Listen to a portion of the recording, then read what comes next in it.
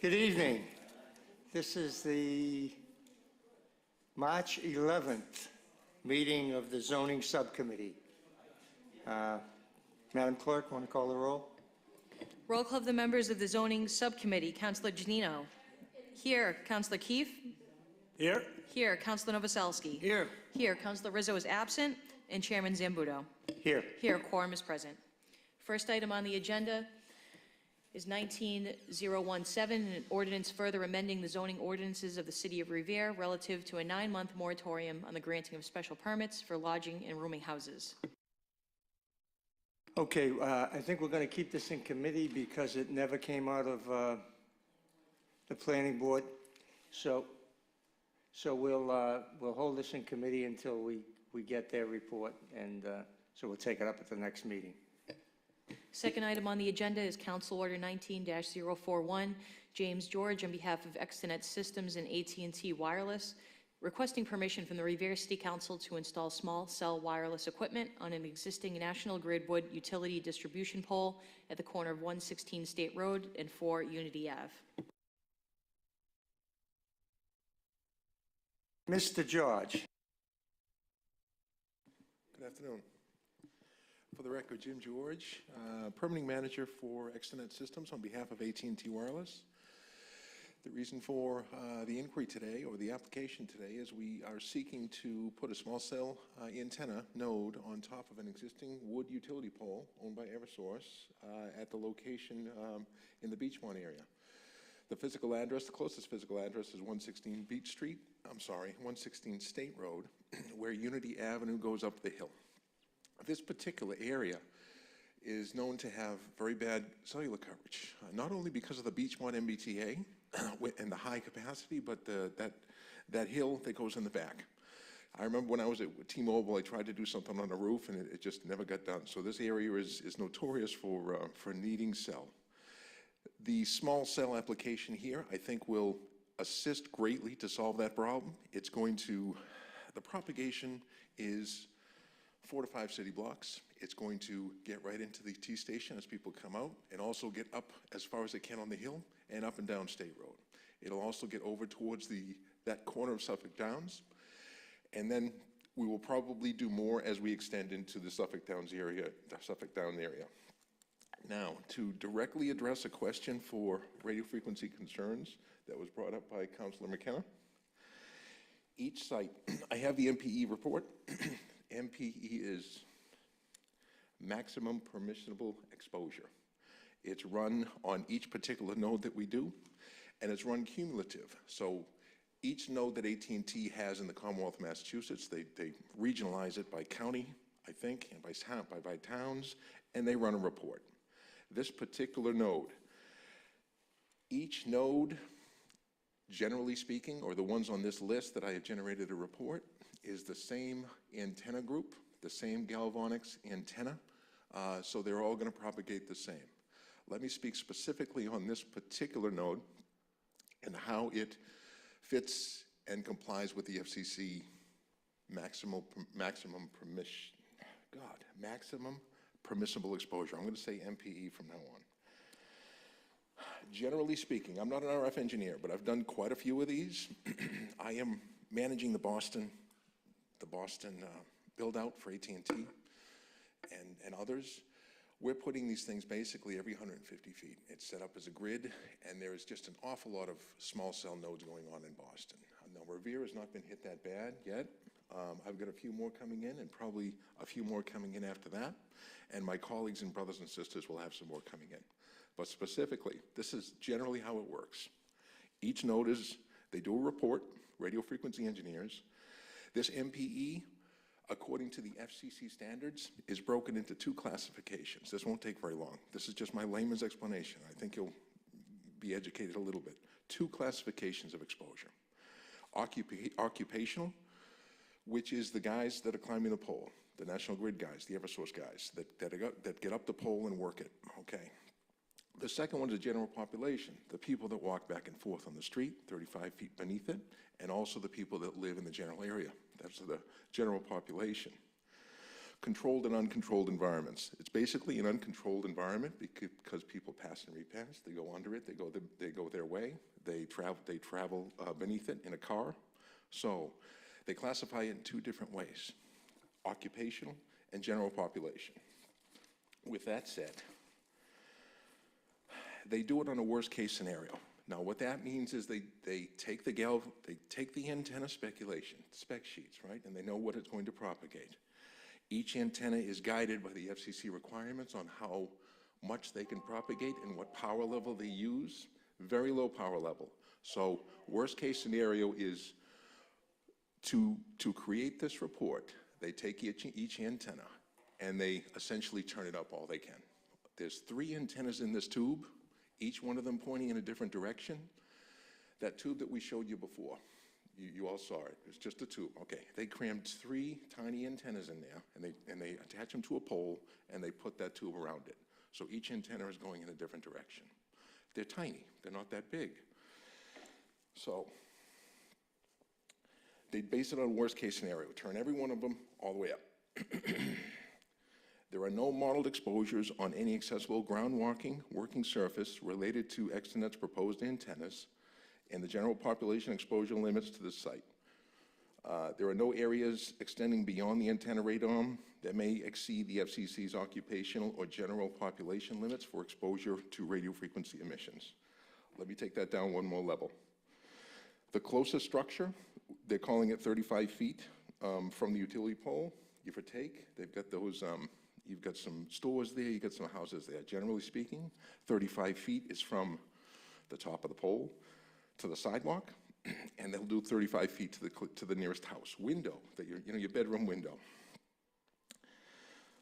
There are no areas at this building that exceed either the FCC's occupational or general population limit.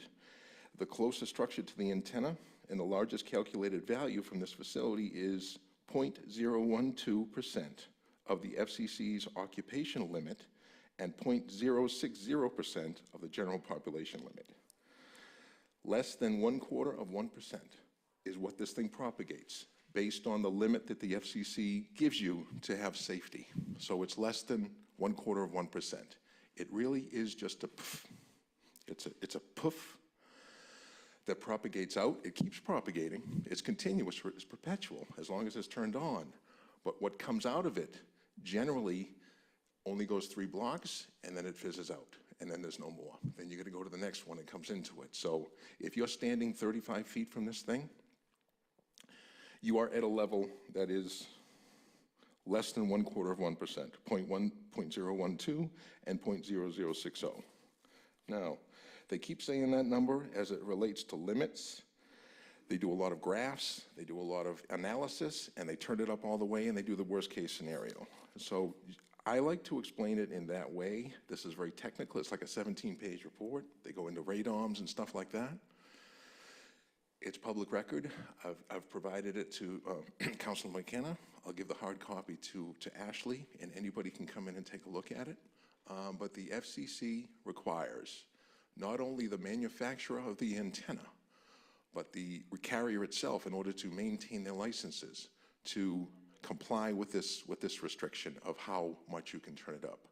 One of the main reasons why small cell is advancing so quickly and aggressively, I'm going to say 65 to 70% of the budgets of most carriers in 2019 are going towards small cell, is because whatever's on the roof and whatever's on the towers, they can't turn them up anymore. They've upgraded to 2G, 3G, 4G, whatever they're going to do, bigger antennas, but they cannot turn them up anymore in order to advance further into neighborhoods. So they got to get down into the streets and do little piffs all along the way. This is going to continue to advance in Revere. I've done an awful lot of work in Lynn, Salem, Chelsea. Revere is on its way. For not only the wood poles, but replacement of city-owned poles and up and down Broadway. I know it's coming, but this one was hot on my client's radar, along with yours over there on South Furness, because it was deemed by radio frequency engineers to be a high value. So that is what I seek today. Do you have any questions of me of this. Before I start calling on my colleagues, you're going to submit that report to the city clerk? Yes. Is that correct? Okay. In the future, if you're going to submit anything to one of the committee members, see that the chairman and the city clerk also receive that. Yes. Councilor McKenna. Thank you, Mr. Chairman. I have a couple of questions. So I did some research, too. Yeah. First of all, I would like to know if it's a 4G or a 5G antenna. That's kind of a tough question. I think my answer is 5G. Okay. All right. All right. So what I got, I probably looked at this for about an hour. Yeah. And looked at different websites. First of all, they say that the FCC has, their standards are, they're not great. I'm sorry, I can't get it out. But they're saying that, they're 1,000 times higher than what triggers diseases. So that's one thing that I'm concerned about. They're talking about, it says, serious adverse health and environmental effects that may be caused by exposure to microwave radiation emitted by small cell facilities for 4G and 5G technology. So if you're saying that you're putting a 5G antenna on a 35-foot pole, that concerns me. It also concerns me that it says from the internet that people within 1,500 feet of this micro tower experiences blood abnormalities, depression, high rates of suicide, and all kinds of illnesses called cancer. Councilor, if I can stop you for a second. Sure. And then you can continue as long as you want. I'm going to need to know what you're citing. You're talking about the internet. I want to know the specific reports these are coming from, and they're not just pie in the sky from somebody making these things up. So I'm sure you've checked credible sources, and I'll need to know what they are. Thank you. So I don't know if you were here last week, but when I was talking, but I had multiple people call me to say that these antennas are giving off cancer. They're not microwave radiation, and they're not healthy. And they're not healthy in a dense community like Revere. So, and listen, my house does not have cell service. I have to stand in the middle of a floor to hear people. So I would love this, because it would be beneficial for me. But if people, my residents, my constituents, are calling me or emailing me and say, please study the facts. Please study the facts on the health issues that these antennas are giving off, then I can't sit idle and say, well, I want the cell service because I want my phone so I can hear it. I have to do the studies and say, okay, let me see what the concerns are. So I did a little bit of homework, and I find that, it might be new, the health effects of this might be new, and they don't have a lot of information on it, but what I got off the internet was it gives off microwave radiation. And I know we have microwaves in our house, but and they're saying that people shouldn't even be within 1,500 feet of this because it causes all this stuff. So that's just my concern. I don't know what my colleagues want to say about this, but I think there are other methods to go.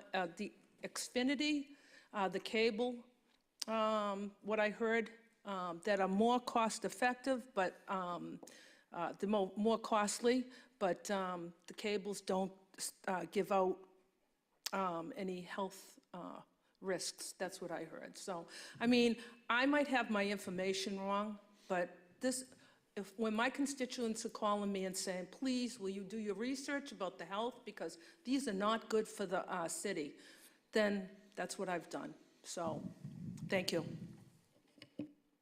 Thank you, Councilor. Councilor Keefe. Thank you, Mr. Chairman.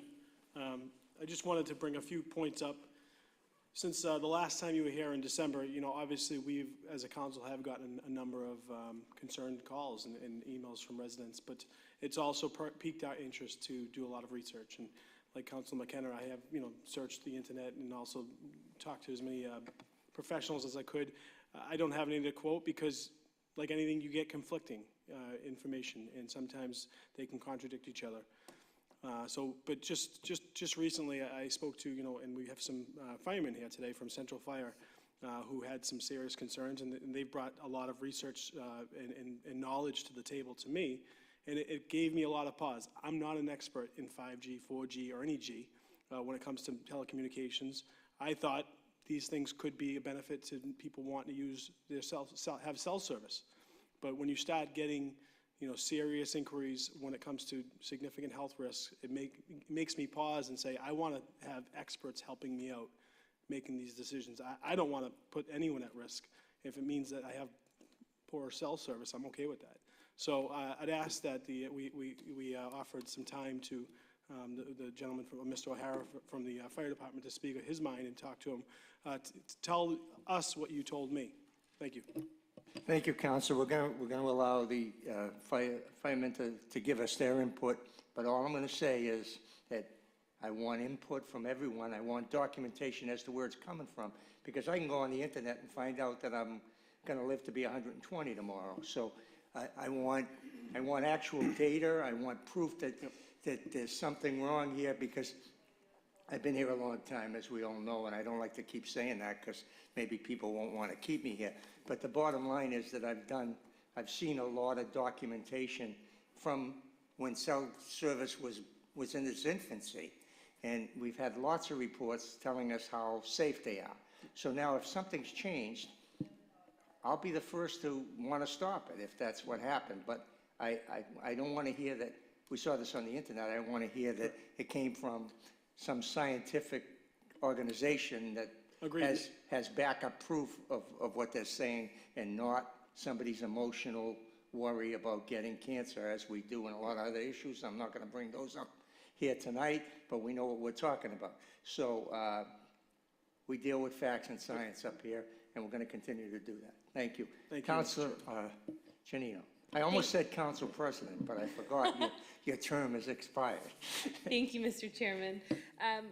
I also did a little bit of research on this after the last meeting. I've got multiple calls and emails regarding the topic. And of course, no one wants to do anything that could be a potential health hazard to our residents. That's the last thing any of us up here want.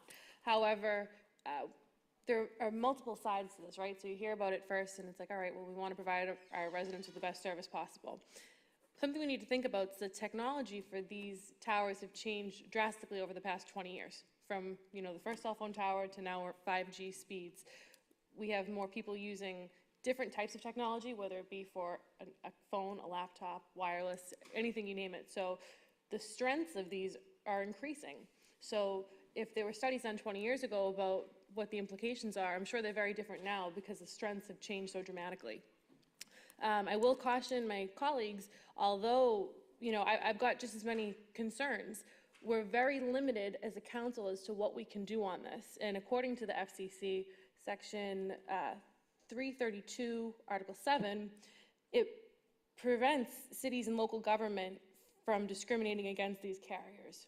So although we can say, yes, they must come before us for a special permit, or yes, we can set these controls, unfortunately, there's not much we can do to say no. If we vote it down, they can go to court, sue the city, we're going to lose.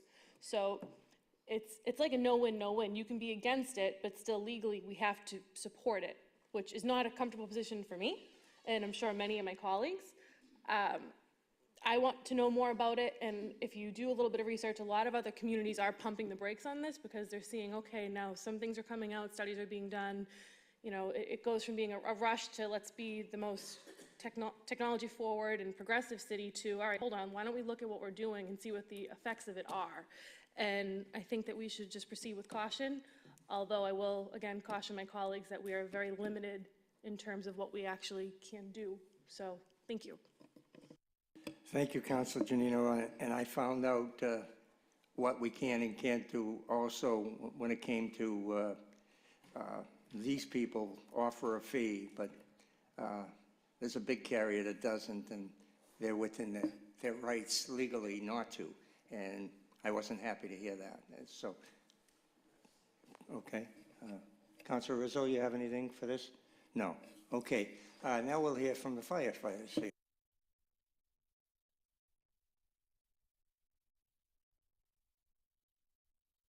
Before I get you started, anything you talk about, I'd like.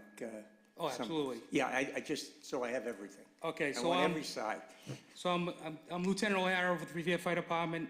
I'm the president of Local 926, Revere Firefighters Union. So the reason why I get all my information is because as of last August at the IFF convention in Seattle for firefighters, they discussed cell phone towers on top of fire stations. So as I started looking into it a little more, we have one on top of our station. It was installed in 2008. And we knew nothing about that when they installed these towers. When they first went up, they were 2Gs. So as I was sitting there listening at the conference, they explained of the issues that they were having with the amount of radiation causing on these towers going right through the station and beyond the station. So I started calling, making some phone calls. The guy named Frank Lima out there, he's his district VP out in California. He represents the country, vice president on a quarter of certain states out in California. So as they just started throwing them up on fire stations. And as they got thrown up on fire stations, they increased it to 4G. They had the levels tested, radiation through the roof, going down to the firefighters. So not only did they go out the door to get exposed, cancer exposure, they came back into the station for downtime and they're getting exposed to cancer. So I started looking to our tower. I called T-Mobile up. T-Mobile, we emailed them. They weren't the best to email with. We asked them right away if they're 4G, 5G, and the only answer he came back with was, why, who's going up there? So right away I knew something was wrong. So I had them come out and test it out. The mayor was on board with it. He wants to find out what's going on with it because he says that he's very concerned. He doesn't want to see us affected by any of this. So they came out and tested it out. We asked them to come during the peak hours of the city. They came at 10 a.m., not 5:30. Because you know at 5:30 in Revere, it takes you about 40 minutes to get from Beachmont to North Revere if you go, the major streets. So as he did the 10 a.m. Exposure checks, they came very close to FCC regulations, which the FCC just came out with certain regulations.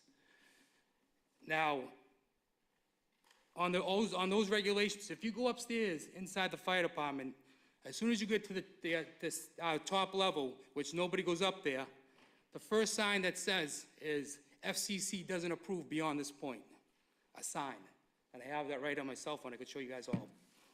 You go beyond further, you get closer to the tower, it tells you to get out of this area. So that's what we've been dealing with since 2008, and we had no idea.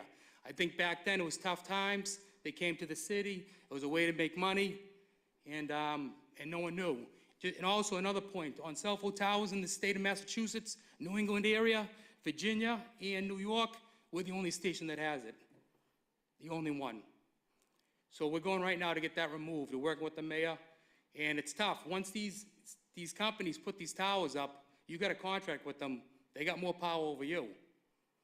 So luckily I was here 2 weeks ago, spent a couple hours in City Hall, worked with Ashley, worked with the solicitors, and we found out the contract terminates April 30th. He had 60 days to respond. I got here on the 61st day. We sent that, the mayor signed it, the chief signed off on it, we terminated the contract. So now we're going forward to remove it. So now as I looked into all this, I was working with Frank Lima out of California, and he's explained to me the issues they're having with telephone poles and 5G. 4G is a problem, but 5G is out of control.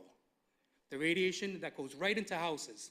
Now, I know the city of Revere can give a special permit for 5G, and I just talked to solicitors, but you can also, once you give the special permit, you could also deny putting it up there. So that's, you may want to talk to the solicitors about that. So I started doing some homework on 5Gs. Now, in the state of California, they went to state legislation and they passed a bill, no cell phone towers on fire stations and schools. That's in the state of California. So far, they're the only state that declined that. So you can't put any tower up there in those areas. Now, going on to 5G with telephone poles. World Health Organization, and the U.S. National Toxicology Program. The harmful effects are cancer, genetic damage, cardiovascular problems, abnormal brain function, impaired fertility, headaches, insomnia, concussions, and weaknesses. Now, also, I know the FCC, I heard that there's, I don't know, I got to get some homework on this, but I did go onto the FCC's website, and there are no federal standards for microwave radiation exposure. And Mr. George, don't take this personally, I know you're here for business, so don't take it personally, but the only thing I didn't hear up here when he was up here was the word safe. Why not? And that's what concerns me. Right now, we have 5 towers in the city with 5G on it. And those are going to homes. And I know I don't think anybody ever knew about this. No one ever went up and spoke about it because no one knew. I know they're all over Boston, but no one ever stood up and spoke. And this is the issues we're having. There's going to be radiation going right into homes. I know there's also 2 court cases, Kansas and Ohio. I was looking on the internet because I found out they were coming here today, and this is the first I ever heard about it. But I couldn't find it on the internet to get the court cases up here because I was at work, and I found it about 2:30 today. But I know there are cases out there that there were 5G installed in these states, and kids got cancer from it. And so they got some lawsuit going on. Now, with these cell phone companies, you know, they got millions of dollars. They're a big weapon to fight. And this is my personal opinion on it, but I know working with the California Vice President that they do donate to American Cancer Society. They donate these companies donate up to $500,000 a piece. And they got their own doctors that turn around and say, oh, this doesn't cause radiation, this doesn't cause that. They put it up on the cell phone tower in Revere, on Central Fire Station. They said it doesn't cause anything. The radiation goes through the roof right down to us. And I have the report on that. So I'm advising you guys all that this is what we're up against. I know there's another way. I know wireless is coming. I know they're trying to do things. But I believe that fiber optic cable isn't so severe. It may cost them a little more money or more work. I don't know. Like, I don't know the business on that. I'm not a professional. But I do know what's going on with these 5Gs. And we need to do something to stop allowing it on the telephone poles in this city because we're going to get affected. And if you guys have any more questions I could maybe help answer, I'll work with any of you councils. I'll be willing to help. Again, don't take it personal, but I know this is business, but our lives are at stake here, and that's my personal opinion on it. So, Well, Lieutenant, I thank you for your information, and if you can provide me with any documentation, I would truly Absolutely. appreciate it. Just, do you have it already? Okay. Provide it to the this city is like a clerk. last-minute thing that came up. Yeah, no, here. no, that's fine. Just anything you have. We're going to continue this hearing to another Yeah. date, but I want everybody's input, and I want every piece of documentation I can get related to these things, because this is all brand new to me, that these things are Yeah, causing. no one knows about it. No one knows. Well, I mean, and we've had, for years, we've had people come up here, and a lot of people have asked for health issues. We've gotten all the paperwork, and many different organizations have proved to us that they were safe. Now, all of a sudden, they're not safe. Maybe it's the 5G, I don't know. Yeah, back then 2G was it's not as powerful as 5G, and the reason why you got nothing on it is because they're all starting to come out Okay. now. Well, And it will be, obviously, we don't want anybody to get sick from I know anything you we don't. do here at this council. But as my colleague, Councilor Janino said, that we are limited to some of the things, unless we have some good backup that we can fight it with, and that's what we would need. So I'd appreciate any bit of information you can get to us. Yeah, sure. And also, if also look into working with the solicitors, because I'm pretty sure you can decline it. You give them a special permit to come here, but I know you can't decline it. Yeah, well, I just spoke with them. there's federal regulations that Yeah, overrule and some of that they give them a stuff. special permit, Yeah. but not to put it up. Okay. You could decline it. Thank you for your Thank you. input. Appreciate it. Anybody else in the audience want to speak? One minute. No? Okay. Mr. George? I don't want to get into a back and forth here, so, no, I'm Thank just, you, Lieutenant. I want as much documentation as you can get me. we're obviously, we've got a conflict here now, and I'm hearing all kinds of stuff. I want facts, and I want scientific facts. I want proof that these things are safe, or they're not gonna go up. Mr. Chairman, I've been doing this for 2 decades. I have learned a long time ago not to get emotional about this type of thing. I've been doing this for 2 decades, too, just so you know. I'm not a bad guy. I appreciate the lieutenant's research. I appreciate everybody else's research, but I have a position on this. The industry, 5G is a standard. 2G was a standard. It's kind of a big, cute word, right? And this is just me talking. It's a big, cute word. It's not so much about turning things up. It's more of a standard to densify. With that said, these small cells are advancing based on FCC guidance of permissible use. They take into consideration what is already propagating around it, and they design antennas and put each carrier's feet to the fire on what they can and cannot do. I'm confident in a report that by radio frequency engineers and experts within my own industry that say to me, these small antennas are going to piff out 0.060% of the maximum permissible use, maximum permissible stuff that goes out of this. I've built an awful lot of these things. I've had this conversation with numerous city councils. To the point that was over there, the FCC guidance that goes all the way back to 1996 about the body itself, whether it be granted location, special permit, city council, the jurisdictional body that denies the application.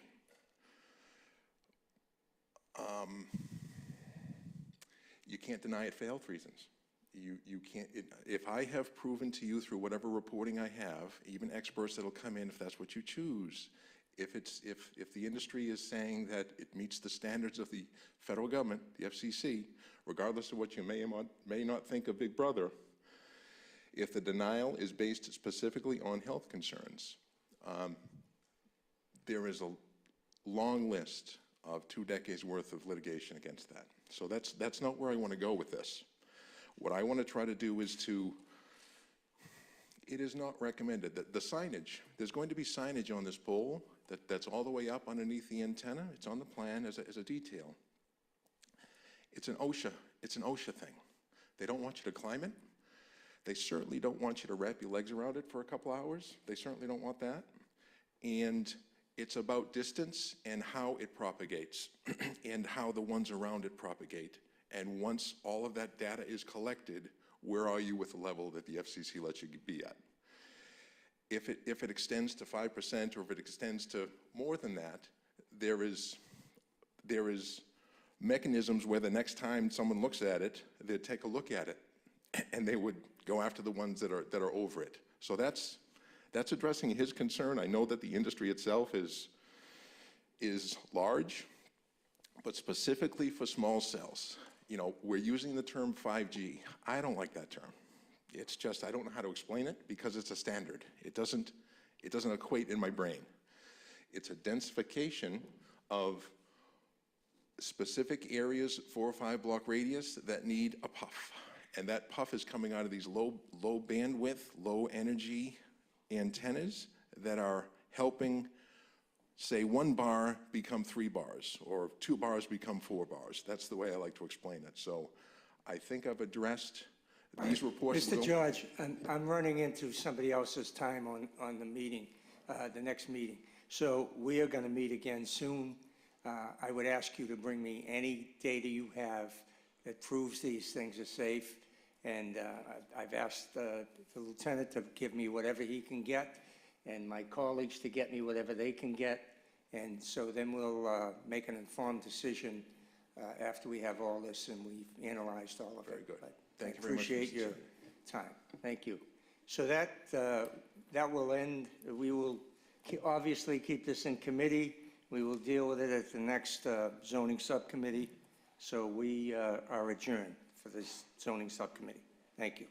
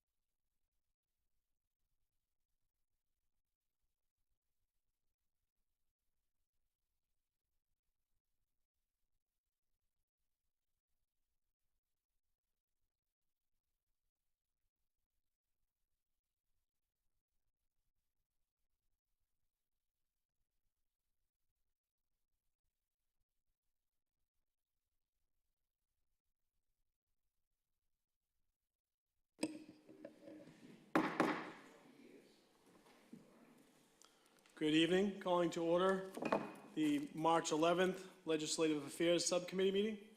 We'll all rise and salute the flag.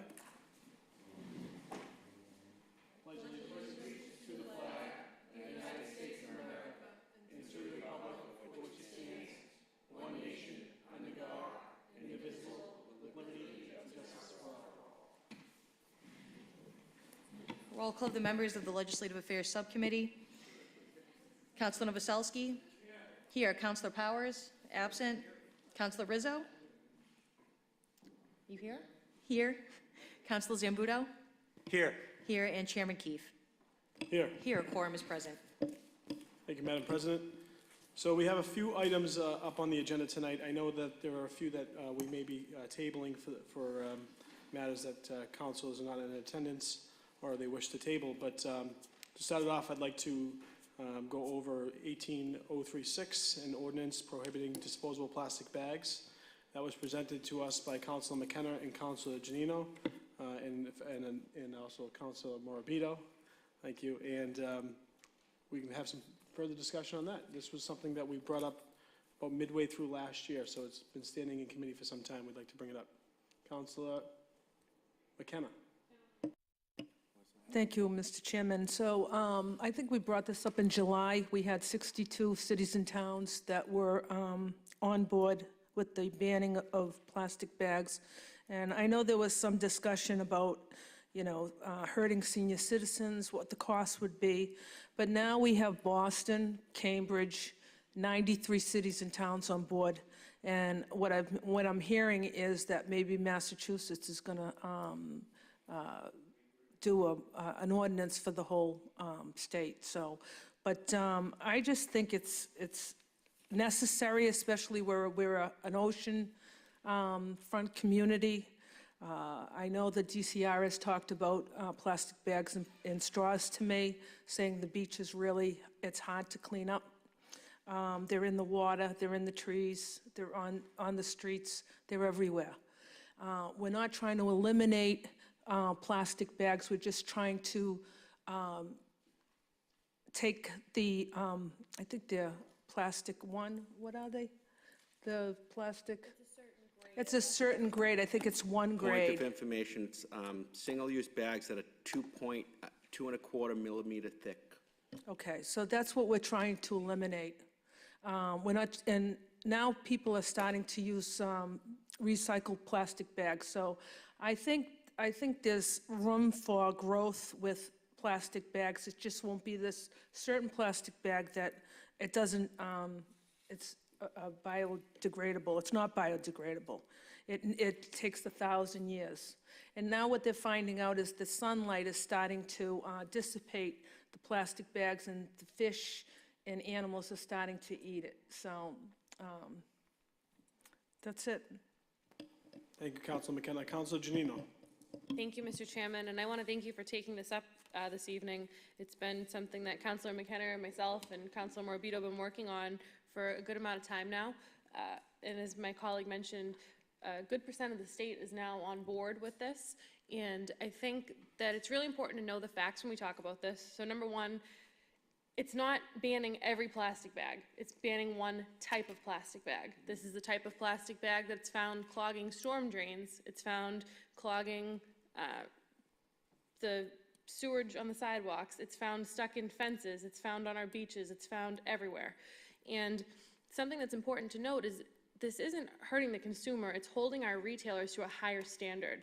It's saying if you want to do commerce in our city, these are our standards, and we hope that you would abide by them. It doesn't hurt mom and pop shops because there's language in it to make sure that people, once they've already purchased a supply, can use what they have and then transition to the new type of bags, whether that be a reusable thicker plastic or a paper bag. There are alternatives, but the big picture is this is bigger than Revere. This is bigger than Massachusetts. This is a global issue, and it's something that I know my colleague, Councilor McKenna, has done an extensive amount of research on. We're the first public beach. We're an oceanfront community, and this is something that's directly impacting our oceans. And again, the storm drains, that's a big one of mine, because I've personally seen it where I've went on a call where a street's flooded or there's a backup issue, and what is it? It's branches and plastic bags. So I really want to see this move forward. I've seen it work in Cambridge, I've seen it work in Swampscott, I've seen it work in Salem, and I think that Revere is the next place that should make it work. Thank you. Thank you, Counselor. Counselor Morabito. Thank you. Councilor Janino basically said most of what I was going to say.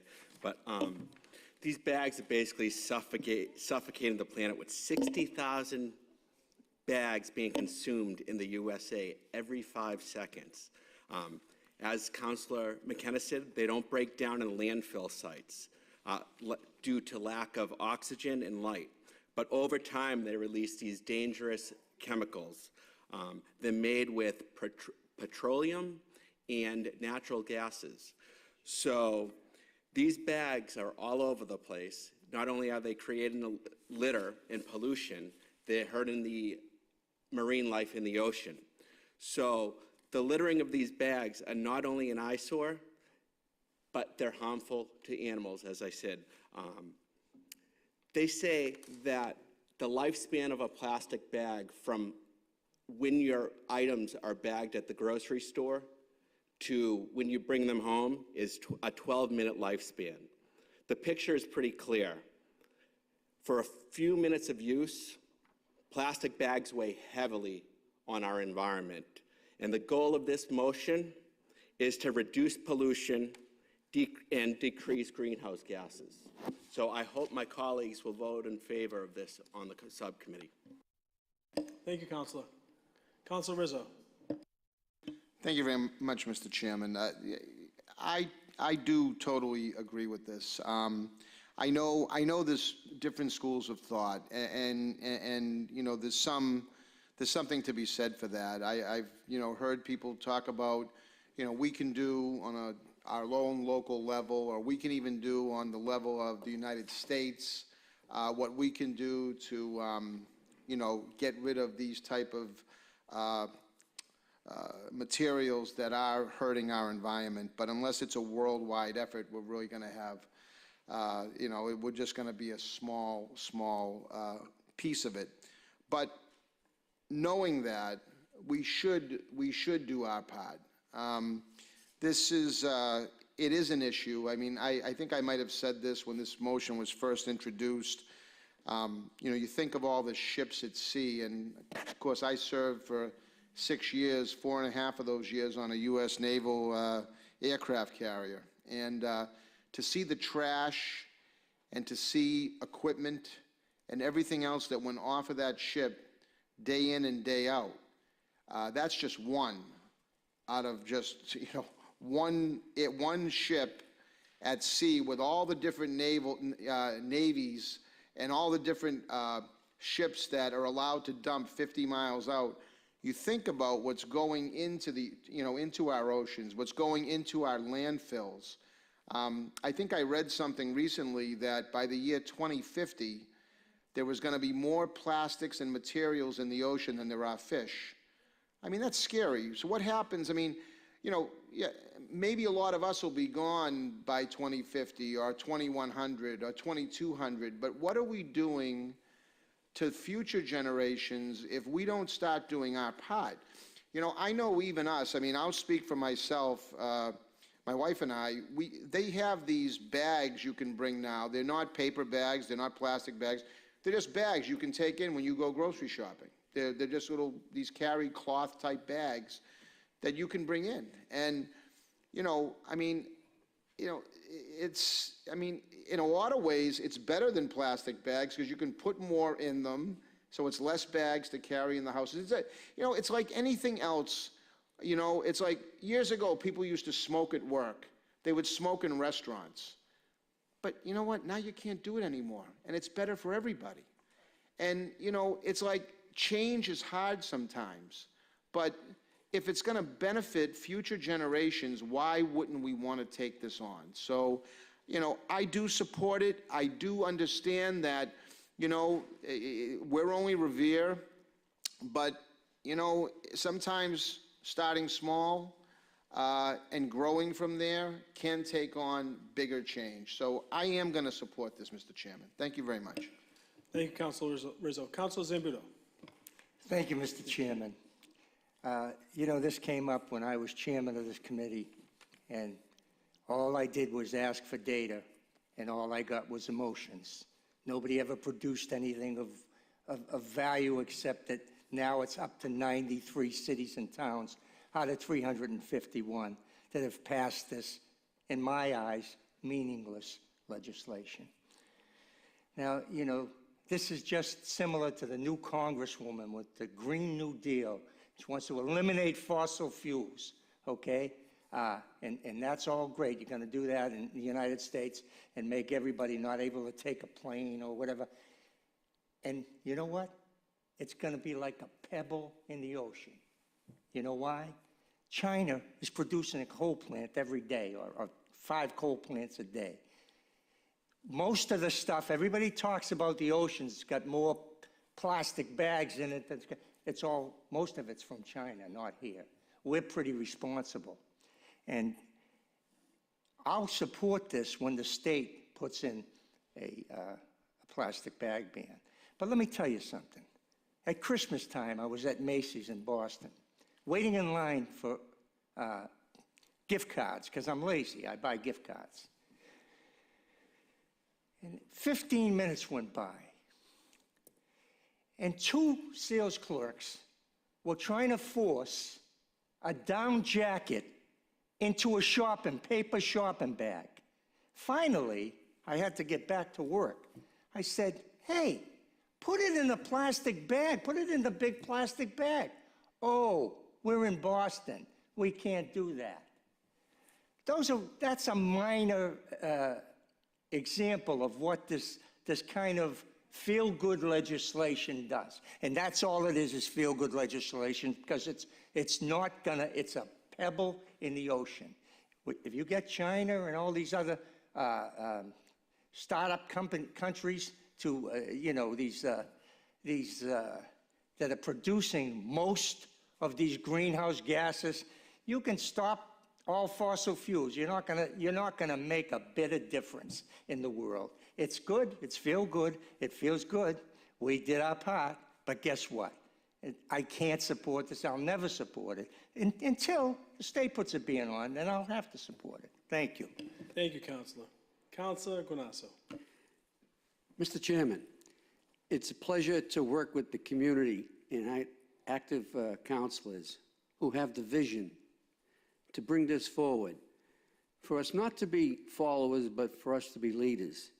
I applaud the makers of this motion. I applaud their effort in convincing me in one of their conversations.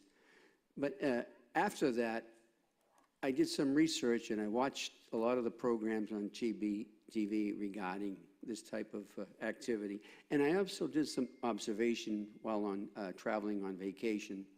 And I happened to be in Florida not so long ago, and I saw no less than 20 palm trees in a row with plastic bags on every one of them. I said, oh, I can't wait to get home to vote for that ordinance, because show that Revere is a leader, show that we have something pro-positive. We don't need to sit back and wait for the Commonwealth of Massachusetts to legislate rules for us. We've done many things in the forefront before, and this is one little thing that we can do. But to show to our community, we are a beachfront community. We want to protect our beach. We know the outrageous amount of money we're being charged by Mass Water Resources to clean up the harbor, and we're still paying for that. So why do we want to pollute it anymore? Let's do what's the positive thing for our community and vote this new ordinance out. And then we'll take it from there. Any other ordinances come down the road, we can amend it, or reform it, or do whatever we wish to do with it.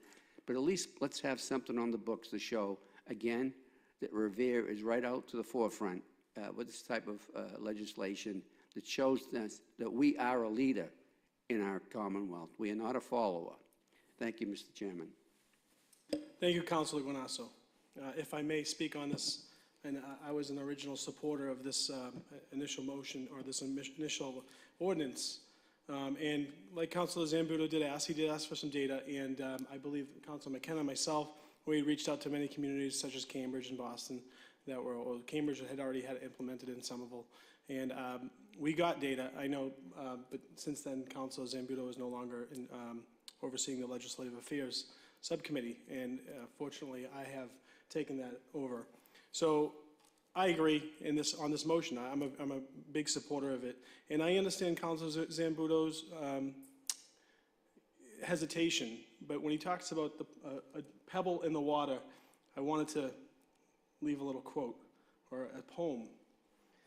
Drop a pebble in the water, just a splash and it's gone, but there's a 100 ripples circling on, spreading and spreading from the center, flowing out to the sea, and there is no way of telling where the end is going to be. And that's just a small part of the poem, but I'll be happy to throw a pebble in the water with my fellow councilors, and it's time that for some little things that we have to do as a city council that could probably should make the city of Revere a better place to live and a better place to be.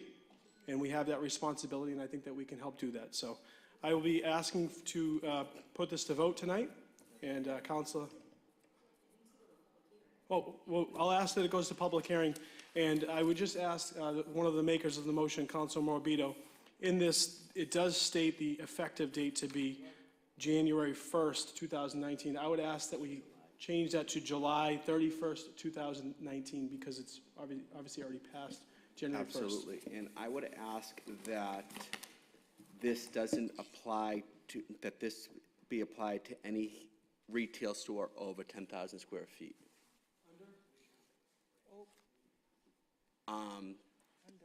Under, correct, okay. So this would eliminate any retail businesses, single operated businesses under 10,000 square feet, okay, in the city. So we can add that and also add the date to potentially effective July 31st in hopes that this does pass. But I would ask that we vote on this going to a public hearing, Madam Clerk? Yes. Thank you.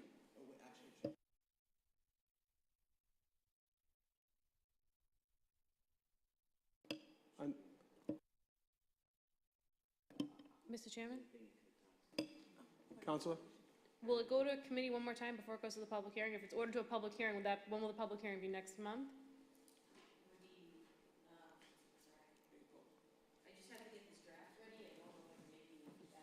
Okay, so let's make it,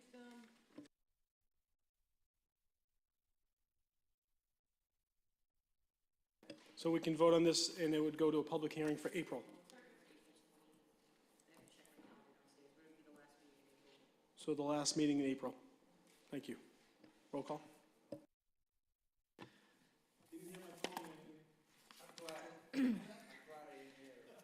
To order an ordinance prohibiting disposable plastic bags to a public hearing. Councilor Councilor Novoselsky? Yes. Councilor Powers is absent. Councilor Rizzo? Yes. Councilor Zambudo?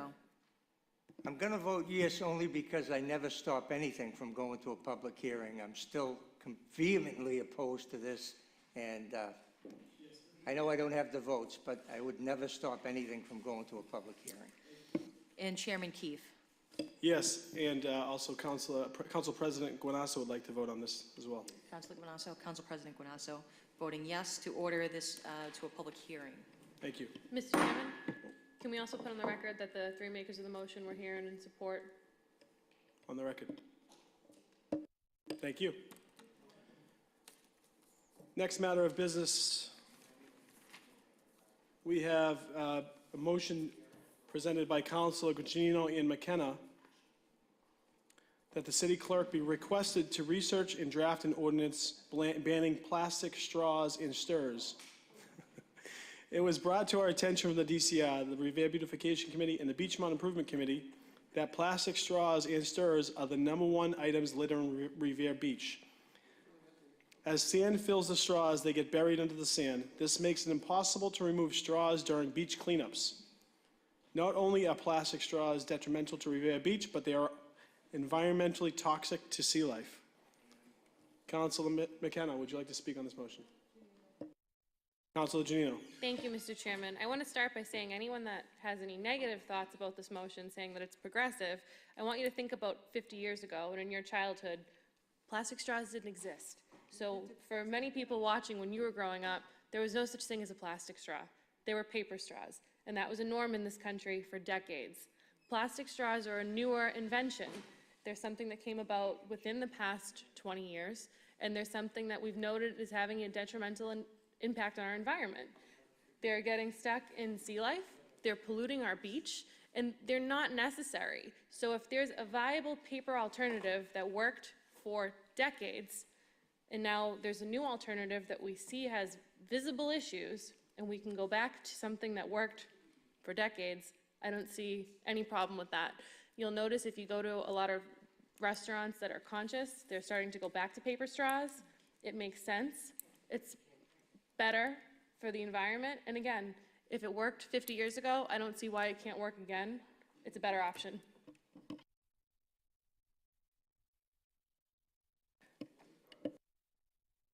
Councilor McKenna. Thank you, Mr. Chairman. I just want to say that big companies like Starbucks, Aramark, and American Airlines, and I know that your legal seafood that Councilor Keefe runs has also banned straws. But I just want to say that talking with DCR, their biggest concern wasn't the plastic bags, although, as Councilor Janino said, we didn't have plastic bags 50 years ago. We had paper bags. As that said, the biggest problem down Revere Beach is when they're grading the sand.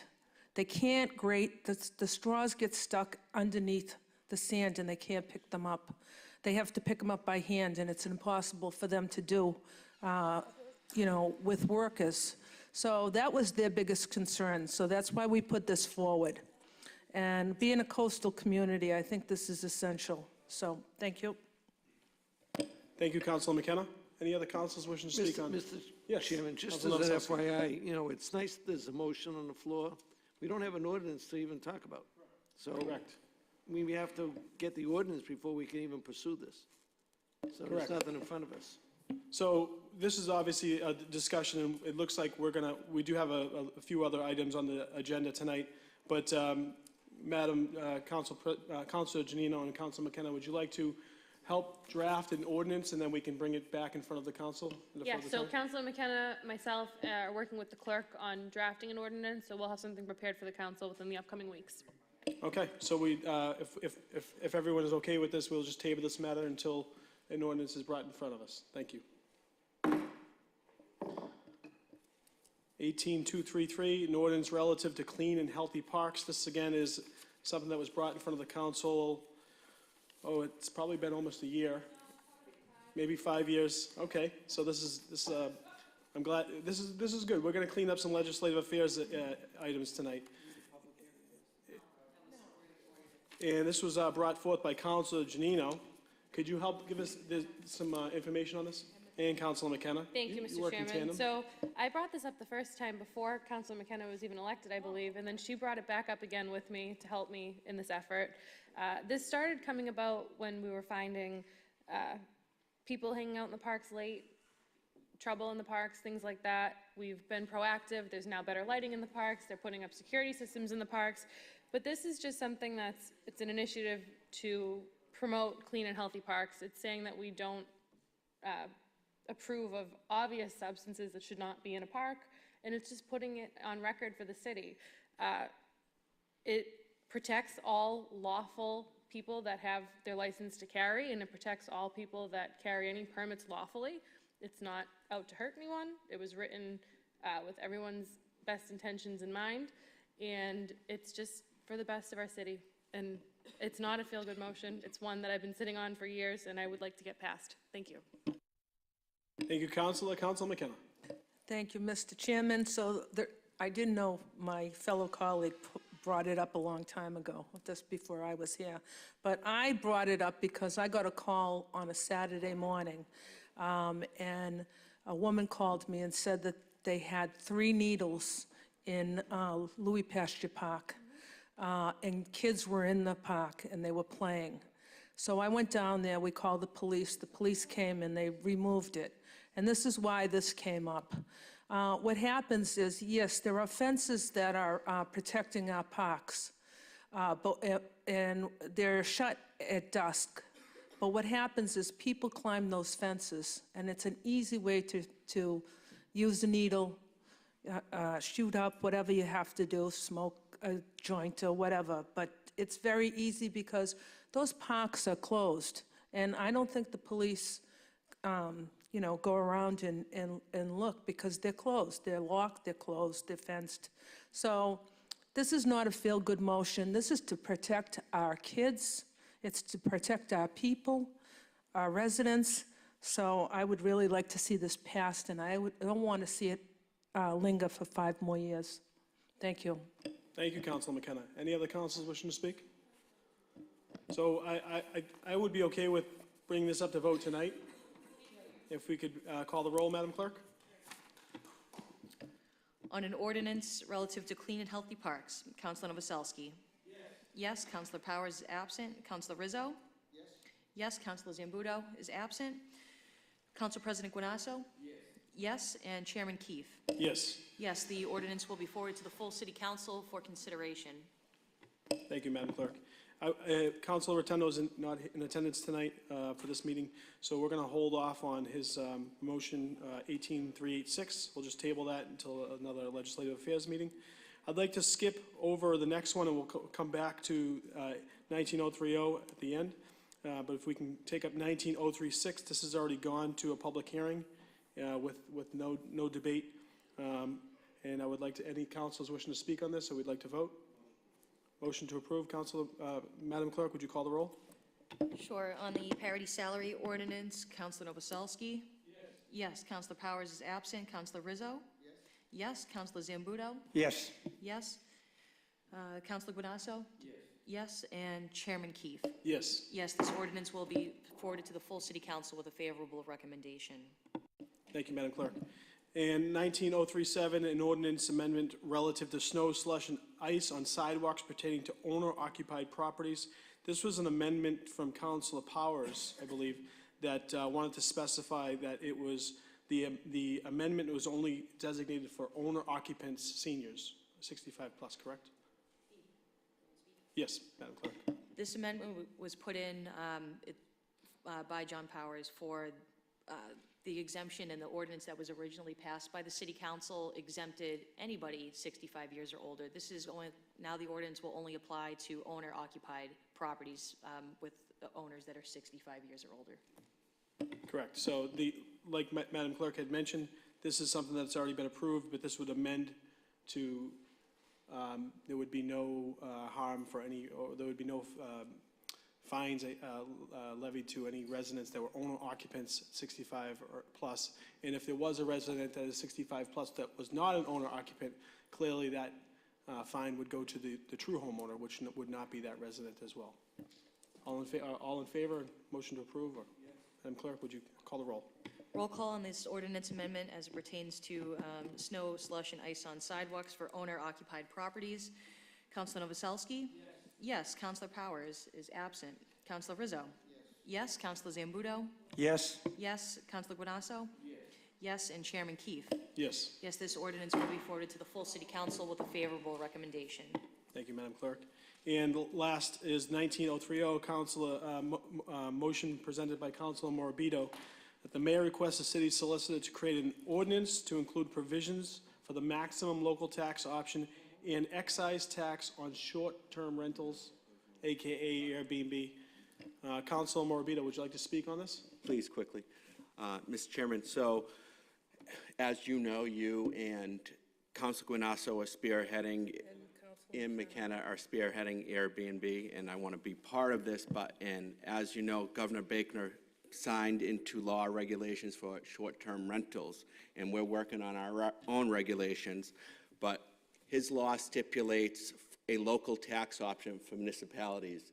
So this allows cities to impose a 6% local tax option for short-term rentals. And I think this law levels the playing field for short-term rental operators who are using their property as basically a hotel. So with that said, This law also allows a community to impose a 3% community impact fee, which I would like to amend and put this in.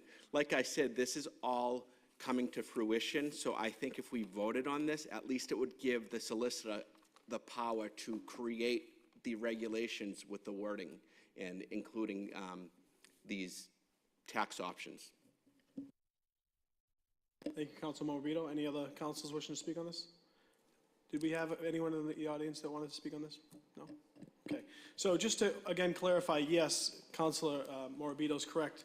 Councilor McKenna, Councilor Guanasso, myself, and City Solicitor are working together in proposing a proper ordinance that defines the usage of Airbnbs throughout our city. With that being said, there'll also need to be a separate vote to add in the 3% or the maximum allowed tax, which I believe is 3% or 6%. So we'll have a separate vote on that, and of course, some of those funds would go towards housing improvements throughout the city or affordable housing throughout the city. So this is something that's continuing to be drafted. I would imagine this is a top priority for Council President Guanasso this year. So I would imagine we're going to have something moving forward probably before the half of this year. And if we're all in favor, I'd like to vote this out. Can I just say a point of information? Yes. So out of that 3% community impact fee, 35% of it should be going to affordable housing. That's what the law states. Thank you for the clarification. So if we're all in favor? All in favor? Aye. That wraps up our Legislative Affairs Subcommittee. We're going to return to our City Council meeting at 6 p.m., so we'll have a short little recess. Everyone have a great night, and thank you very much.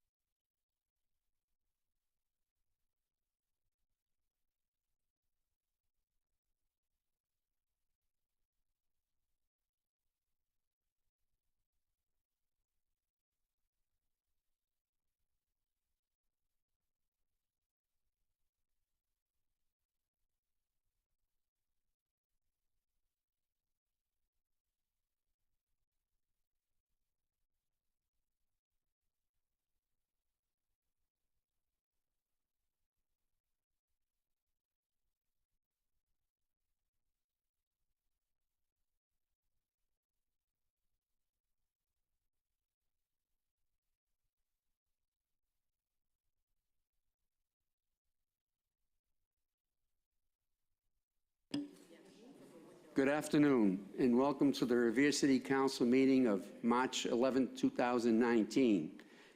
Please, in the audience, would you please join the City Council in rising to salute the flag?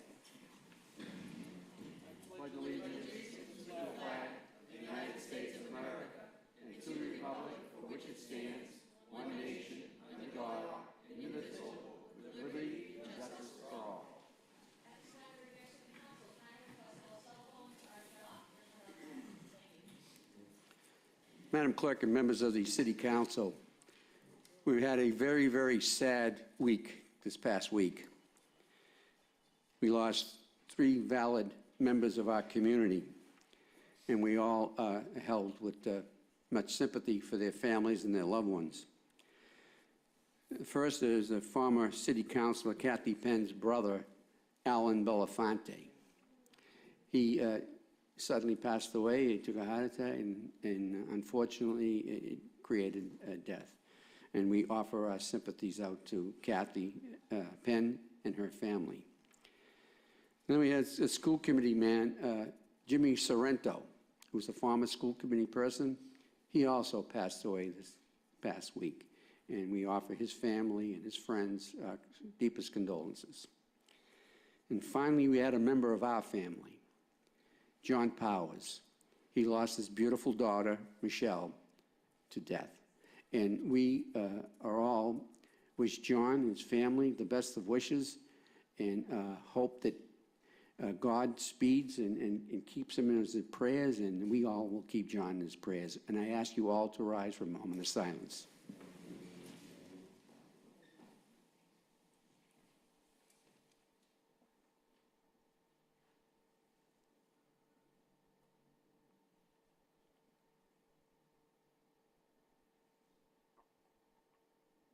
Thank you. Got 2 other notices. Council Patch has offered his apologies for not being here. His son was operated on this past week. He's trying to get him into a nursing home, and at this moment, he's still at Mass General looking for a proper facility so that they can transfer his son to that location for rehabilitation.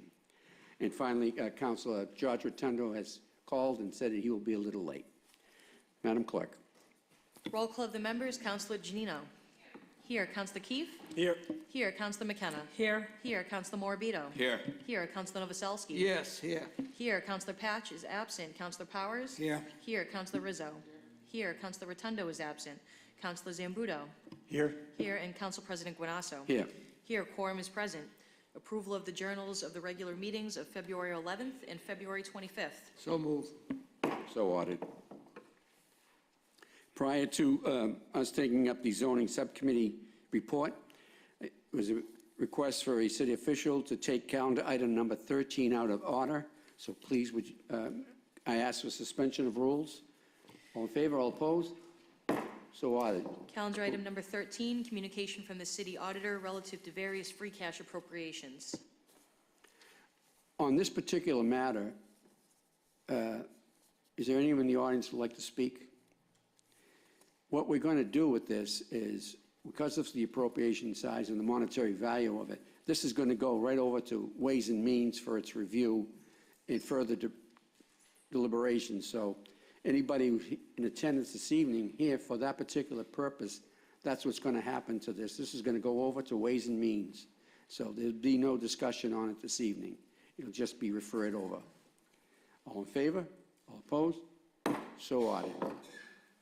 Madam Clerk? Back to the regular order of business. Calendar item number 4, an ordinance further amending the zoning ordinances, the zoning subcommittee report from Councilor Zambudo. Councilor Zambudo. Thank you, Mr. President.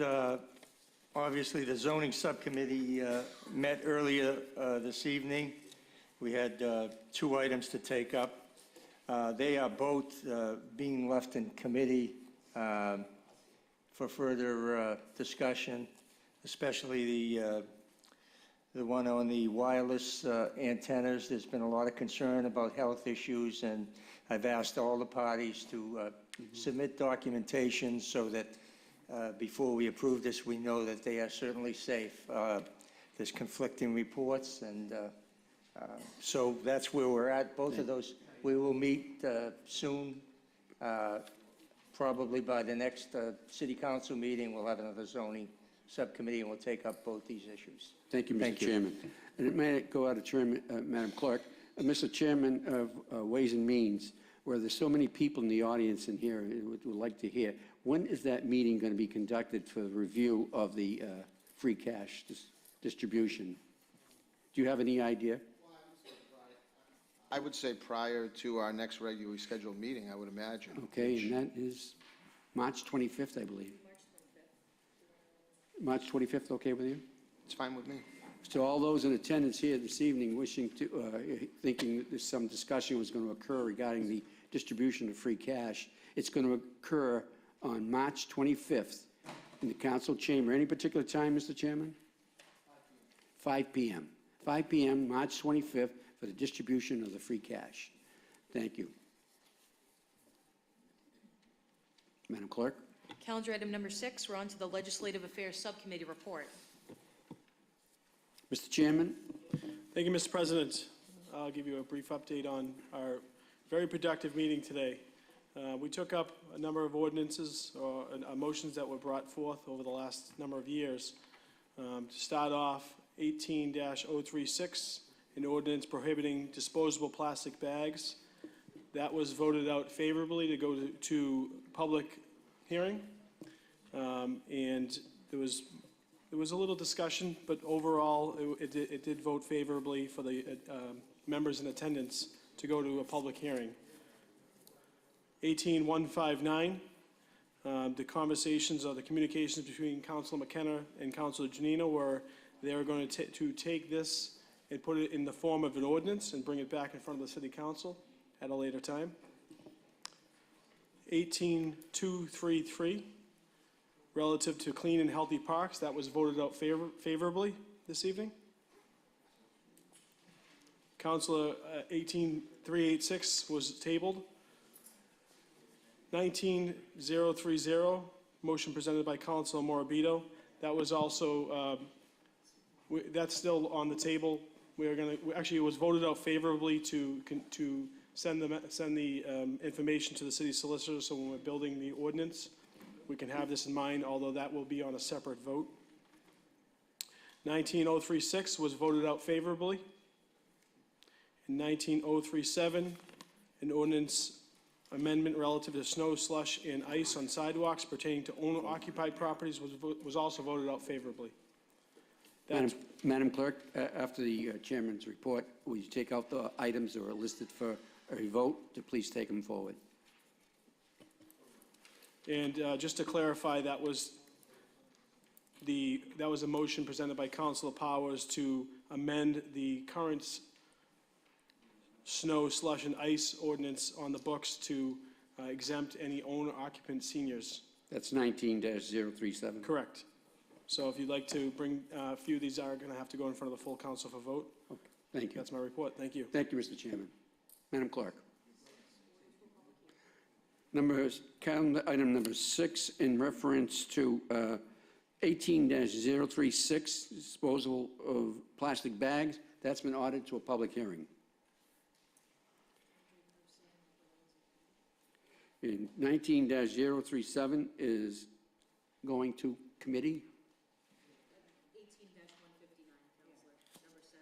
18-159, number 7 has been 18-159.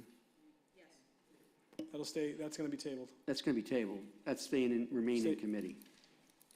Calendar item number 8, that's an ordinance promoting clean and healthy parks and designating such as drug, alcohol, tobacco, and weapon-free zones.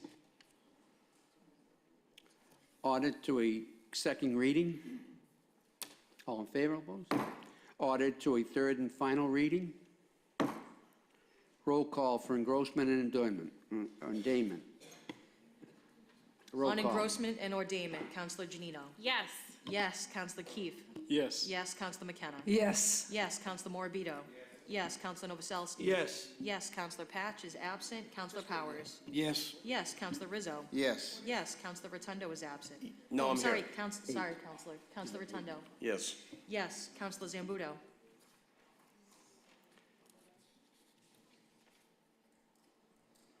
Calendar number 8, Yes. Counselor.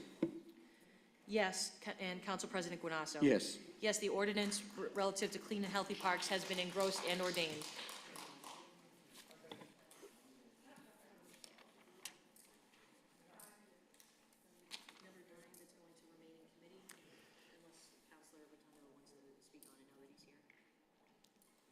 Read the motion. Calendar item number 9, motion presented by Councilor Rotundo. Mr. Chairman, before we move forward, can I ask for reconsideration? By request of Councilor Janino on calendar item number 8, a request for reconsideration that hopes it does not prevail. All in favor? Opposed? So ordered. Thank you, Mr. Chairman. Reconsideration fails. Calendar item number 9. That was to remain in committee as Councilor Rotundo was not in attendance. Did the city, did the city solicitor send any response back to us? Did No. you receive any? Nope. So I had Clerk? asked for that. Madam Clerk? Mr. President, if you'd like, Councilor Rotundo, through you to Through the Councilor chair. Rotundo. Council Keefe. Council Guanasso, Council President Guanasso, through you to Councilor Rotundo. What I would like to do is, and I apologize, I have not received any communication, but I will request, or Madam Clerk, could you request on my behalf that I get communication in reference to Councilor Rotundo's motion so we can bring this up on our next Legislative Affairs Subcommittee? Councilor Rotundo. Point of information, actually, the night of the motion in which it went into committee, it was asked that the city solicitor look at Boston's and derive something so that we could have something to speak about in committee, just because of the, complex legalness of it. But I guess it hasn't gotten to him yet. Calendar item number 10. Calendar item number 10, motion presented by Councilor Morabito that the mayor request the city solicitor to create an ordinance to include provisions for the maximum local tax option and excise tax on short-term rentals. Councilor Morabito.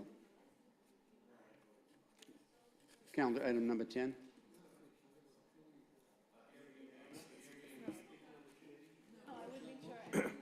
It's your motion. Councilor Morabito, Council President, point of information. Council State your President. point, Councilor. That was voted in favor in our subcommittee, and we are going to continue to put the ordinance together, so Remain on the table. remain on the table. Thank you. Point of information, State your point, Councilor. has a letter gone to, can we have a letter go to Robert Pucci from CAPIC,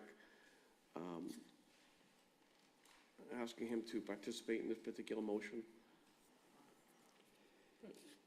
Well, this is in a subcommittee, so this can be, the sorry. conversation can be held there, and we can ask any Through you requests. to Patrick Keefe, Councilor Keefe, that's why I said thank you. Noted. Madam Clerk. Calendar item number 11 is an ordinance relative to certain persons not represented under Massachusetts General Laws, Chapter 150E, Section 10. So the City Council approve an ordinance relative to certain persons of representation represented under MGL Chapter 150E, Section 10. Ordered on a second reading. All in favor? So, ordered on a third and final reading. All in favor? All opposed? So ordered. Roll call for engrossment and endangerment. Councilor Janino? Yes. Yes. Councilor Keefe? Yes. Yes. Councilor McKenna? Yes. Yes. Councilor Morabito? Yes. Yes. Councilor Novoselsky? Yes. Yes. Councilor Patch is absent. Councilor Powers? Yes. Yes. Councilor Rizzo? Yes. Yes. Councilor Rotundo? Yes. Yes. Councilor Zambudo? Yes. Yes. And Council President Guanasso? Yes. Yes, the ordinance has been approved or engrossed and ordained. Calendar item number 12 is an ordinance further amending an ordinance relative to snow and ice removal on sidewalks relative to owner-occupied properties. On the motion, ordered to a second reading. All in favor, all opposed? Ordered to a third and final reading. All in favor, all opposed? Request roll call for engrossment and endangerment. Madam Clerk. Councilor Janino? Yes. Yes. Councilor Keefe? Yes. Yes. Councilor McKenna? Yes. Yes. Councilor Morabito? Yes. Yes. Councilor Novoselsky? Yes. Yes. Councilor Patch is absent. Counselor Powers? Yes. Yes. Counselor Rizzo? Yes. Yes. Counselor Rotundo? Yes. Yes. Counselor Zambuto? Yes. Yes. And Council President Guanasso? Yes. Yes, the ordinance has been engrossed and ordained. Calendar item number 14, communication from the Director of Finance as it relates to free cash transfers to the Stabilization Fund, Water and Sewer Stabilization Fund, and Capital Improvement Stabilization Fund in accordance with the revised ordinances of the City of Revere. Mr. Mayor? Good evening, Mr. President.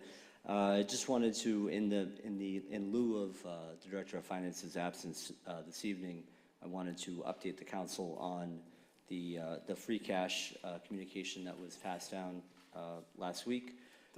We have just over $6 million that will be certified in our general fund, and $2.8 million that is certified in our water and sewer enterprise fund. Of that amount that has been certified in free cash, we are going to be depositing into our general fund rainy day account $900,000. We will deposit $428,000 into our water and sewer rainy day fund, and we will transfer $1.2 million into our capital reserve account from free cash. All told, the city is in spectacular financial shape. The fact that we have reserves on the general side up over $8 million now is a great sign. Our water and sewer rainy day fund is now up over $6 million, and it is not by accident that these great things are happening. And it is the tireless work of this council, of the administration, and the folks who work in our financial offices and who are committed to making the city a great place. It was, I think, already sent to committee, but of the free cash that we also certified, we have a couple of highlights that I just want to run by, and if there are any councilors that have any questions about any of those, I'd love to entertain them in advance of the committee meeting. But we have $1.4 million of money that will go into our streets and sidewalks. This is going to be the most amount of money that the city's ever spent on streets and sidewalks in our history. That is over and above the money that we get from the state. As the councilors, I think, are aware, we get around $700,000-800,000 a year from the state to do street and sidewalk repair, and that certainly isn't enough. And so that's why we've committed this additional amount over and above that to make sure that our streets and sidewalks are in great shape. So with that said, I've talked to some of the ward councilors about the streets that we'll be targeting. Mr. President, you understand which streets will be done in Ward 3, and I look forward to having ongoing conversations with all the ward councilors to make sure that we are attacking the areas that everyone understands are areas that need to be need the appropriate attention. In addition, we have a number of appropriations for the Sand Sculpting Festival, the Historical Society, the beautification of the city, and we have some additional appropriations for our school department that are a little different and something that has not been done in the city previously, but I think is innovative and a creative way to think about how we spend free cash. And the idea is, I know there may be the most questions around how that money in the schools would get spent, but the idea is that there would be strict guidelines of supplies and equipment and materials that either our student activity clubs or our varsity teams at the high school would be able to use to do what they do each and every year, and to have that amount over and above what they are able to scrape by with. They have a number of 50-50 raffles. They have parents and teachers and coaches who are constantly struggling to fundraise and to figure out where they can scrap up every nickel. This, in my opinion, was a worthy investment. You know, we've talked so much about investing in the future of the city, and, you know, we're going to go forward with a new high school, and that's great for the kids who are really young right now. But the high schoolers who are here now, we should see some of this, the benefit of the great work that we're all doing together. So I thought that was a worthy portion that could be allotted to the schools. And the other part was something a little more innovative, $10,000 per school. We know that there are a number of capital improvements that need to be made at each and every one of our schools, even our newer ones. So what we thought would make, or what I thought would make some sense is for the students to have some participation in how that money gets spent. So the idea will be that they will have, again, strict guidelines about how that money could get spent, but they would ultimately come up with the idea and vote on what idea should get funded. And I think, again, that will be a great benefit for our students, hopefully create some future leaders, and I know we have future leaders in our schools, but to give them the ability to affect change and have a great idea and get it funded is really important. So if there are any questions, I'm more than happy to answer. Well, initially, as you know, this is going to go to Ways and Means. Absolutely. And so what I would do is I would offer it out this evening to the councilors for brief review, and we'll take them in the order as they requested. Councilor Powers. Thank you, Mr. President. Mr. Mayor, you mentioned $1.4 million, and then you mentioned additional money from the state. Are we talking about the Chapter 90 money that would come from the state? Correct. Which would So probably be in the area of $700,000? right, we got the allotment, I think it was 778 or 870,000. But it's generally in the $700,000 to $800,000 range. The 1.4 million is over and above that, right? So that's usually historically what we normally get. Last year, this council, under my request, appropriated an additional 500,000 for some streets and sidewalks. I think that money was well spent, and we can do more, and we want to do more, and that's why we. So we're talking, if you add it all up, if my numbers are correct, $2.2 million in street and sidewalk repairs. Correct. And I think that's a tremendous thing. I know last year we did Tapley Avenue, and I know the people down there were very happy with that, and hopefully this year we'll be able to get an awful lot more done. The other question I have is the $50,000 going into the beautification committee. Is that monies that could be used? I know we need to do some sprucing up of Butler Circle, and also of some signage down there that is, you know, appropriate for that particular area. That could be, part of that money could be used for that? All right, so the 50,000 that would be deposited into the revolving fund for beautification efforts will be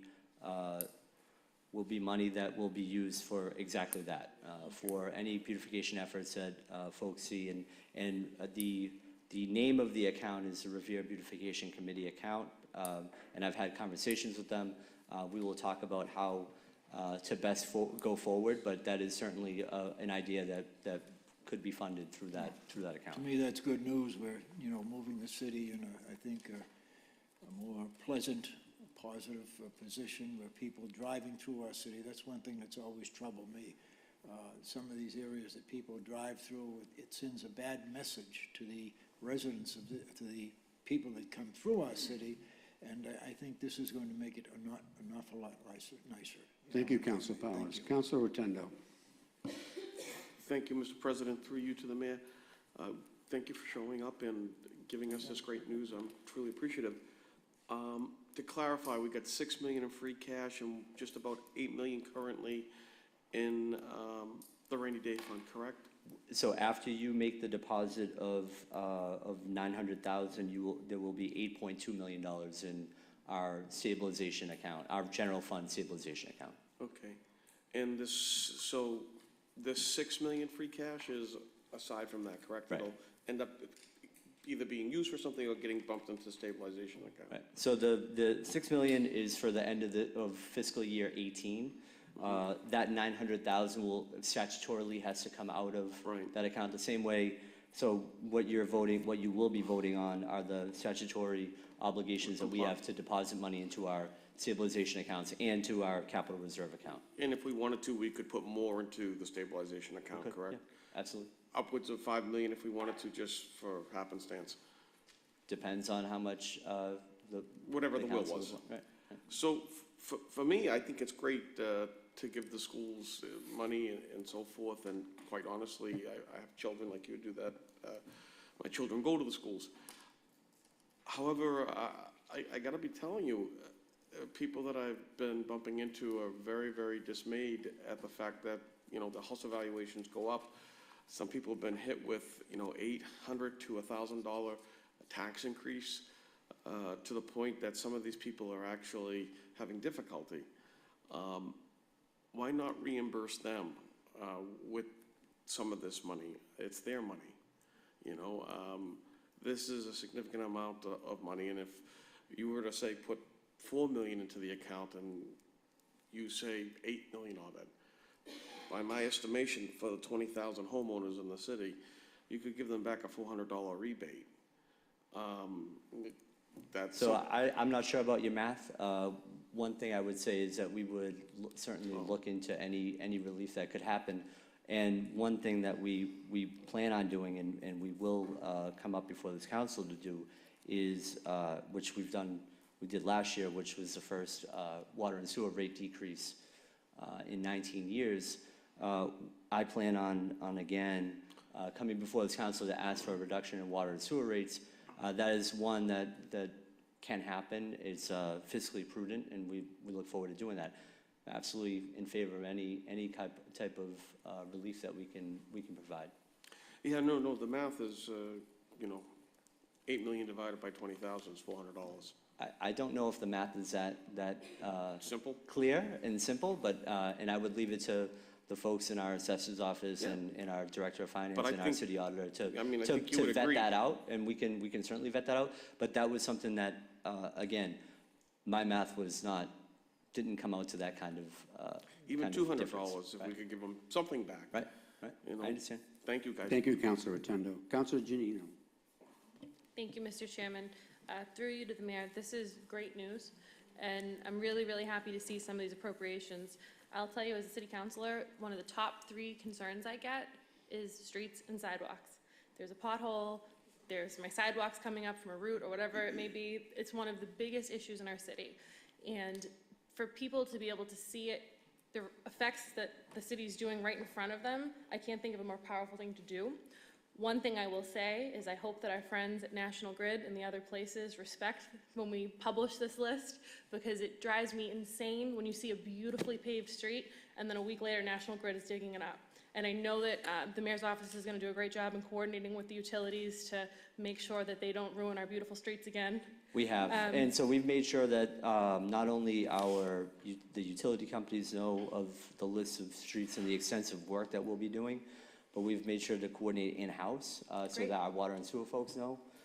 So actually, there have been some streets that we've talked about that we've held off on because we know that there's going to be some water work that's going to be done, and so we want to make sure that that obviously the utilities are part of the conversation and that there's no surprises.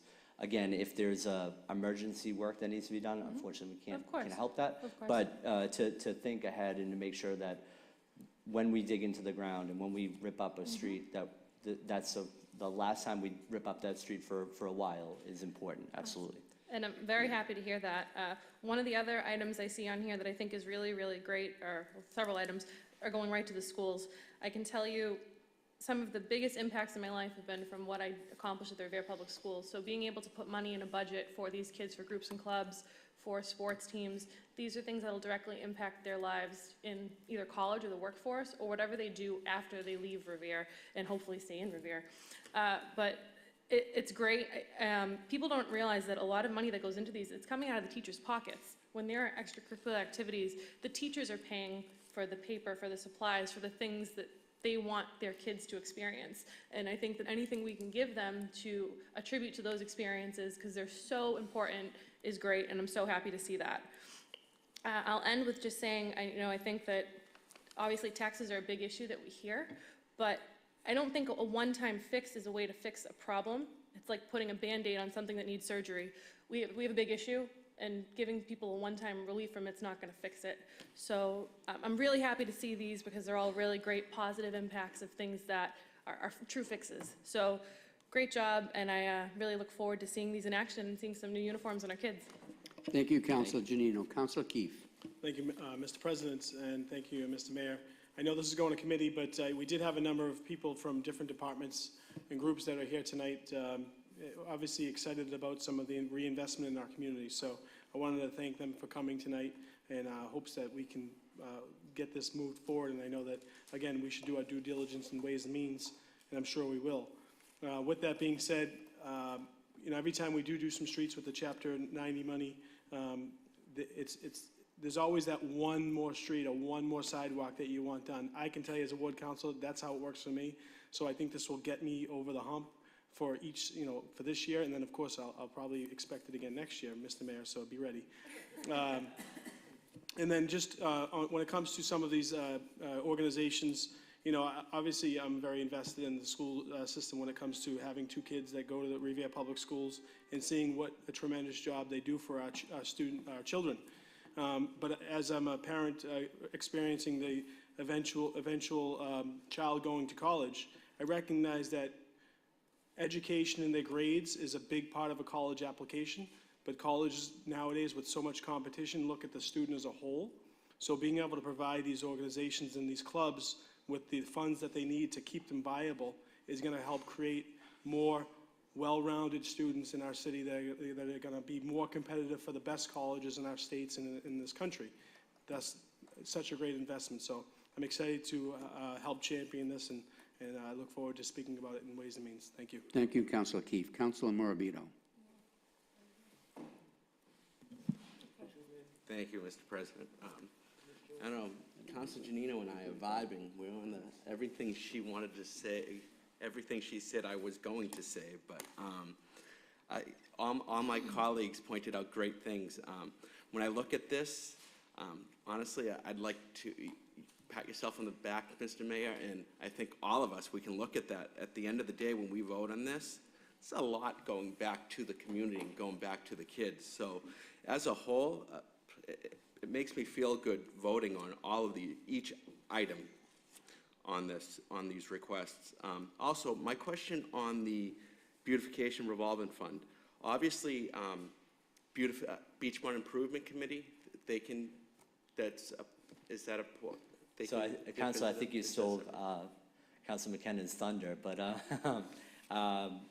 so the account, as I said, is named the Revere Beautification Committee Fund, and I've had conversations with the committee, with the Beautification Committee, and so obviously I would want there to be as many kind of conversations with as many groups as possible about how that money gets spent. It is a significant amount of money, and so we should plan and make sure that whatever gets done ends up making the city beautiful, and that's the ultimate goal, and I think everyone can get on board with that. Whoever's idea or group, it should kind of transcend that, and it should, it is no one group's credit to be taken. So I think that we'll have, if this does get, if the revolving fund is replenished, we will have a conversation to make sure that everyone is at the table, and we are investing in kind of programs and things like signs and flowers that can make the city beautiful and that everyone is on board with. Absolutely. Like, I know those 2 committees, the Revere Beautification Committee, Beachmont Improvement Committee, they give it their all. They work, they volunteer their time freely, and they get so much done. And so many of the members have been doing it for years. Right. And that's why we thought it was such a wise investment, right? And Exactly. To make sure that folks felt like they were, again, benefiting from the great financial position that the city's in. Thank you. Thank you, And Councilor Councilor McKenna. Thank you, I Councilor need to Morabito. steal Councilor your thunder. McKenna. And you can talk to Councilor Morabito afterwards about stealing your thunder. I'm calling on you. Okay, thank you. Well, he did steal my thunder, but that's all right. It goes in a great place, so I would really like to see that. The other thing I have is that you have $1.4 million and you have designated streets to the ward councilors. But we do have, around the city, we have big problems with tree roots uprooting sidewalks, and it's a danger to pedestrians. And I know on State Road, near Our Lady of Lourdes Church, there are a couple of, they're probably about 2 feet high. And I was just wondering if you're going to designate any of that money towards fixing this little bit of sidewalks. You're getting ahead of me, Counselor. I'm sorry. So once the council votes to put money into the capital reserve fund, we will then be coming back to the council for appropriations out of the capital reserve account. And so that will be things like public stairs, tree improvements. Those are things that we had done previously. We'll do that again. We'll make sure that there's an additional amount of money available for tree removal. Absolutely. I wouldn't want to see the tree removed, but I would like to see the sidewalk fixed. The sidewalk I know fixed, that. right. Well, and so the stumps have to, sometimes the stumps have to be ground down and. No, there's these a- are live trees. Okay. These are live trees that are, they're probably about 25 years old, mature trees, and they don't need to be cut down. Okay. We just need, the sidewalk just needs to be fixed. Fixed, okay. All right, thank you. Thank you, Councilor McKenna. Councilor Novoselsky. Thank you, Mr. President. Mr. President, through you to the mayor, there's 3 things that stick out in my mind. I'm glad to see this. I think it's great. It's the first time I've ever seen this kind of money put into so many different categories. Excuse me. But regarding the school monies, which is almost $500,000 between everything, I just hope that none of that is used for salaries. It has Absolutely to be not, right. for So- the equipment, for the repairs of buildings. The guidelines that we'll set up will be really clear. I've already talked to the athletic director, I've talked to the superintendent, I've talked to some folks who run some of the student activities, and I've talked to the principals. And so what the plan is that we have some strict guidelines around how that money gets spent, and that it, again, is for supplies, equipment, materials, not for any salaries, not for anything other than things that are going to improve and benefit the kids and the students who are partaking in those different activities. Even rewarding the kids, Right. kind of at the end of the year, if they need jackets or something like that. Right, Yeah, right. okay. The second thing is, I was glad to see the amount of money's put in for the historical building. Buildings, a city building, it's in dire need of repairs, and this matching grant will really work well for that particular building. Yeah, and hopefully we get the matching grant. In the event that we don't, I know that they could probably still use that money in some way, so we'll figure out what happens if they don't get that money. But we wanted to send the message that we were really prepared to receive that grant and put the money up and say that it's dedicated. Right. And the last item regarding the beautification, yes, and this is a general account. It's not just for 2 organizations to utilize it. It's something for the city to go into the different wards. Right. But I just want to make sure that all the wards get their equal. Understood. It's because, Understood. I know my ward has gotten a lot of grant money from the state, and Mass Works, but there still has to, some money come from the city to put beautification into it, because we've had very little general beautification to that from any organization. Most of it has been myself talking to you, trying to squeeze a planter barrel, concrete barrel for the Shirley Ave area. But I just hope that this $50,000 is equally spread out.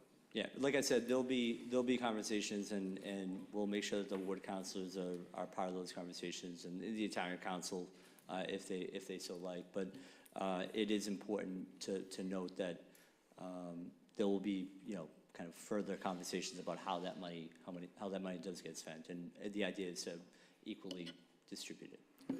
Thank you very much. Thank you, Appreciate it. Councilor Novoselsky. Again, this is going over to March 25th meeting before Chairman Rizzo's subcommittee Ways and Means at 5 p.m.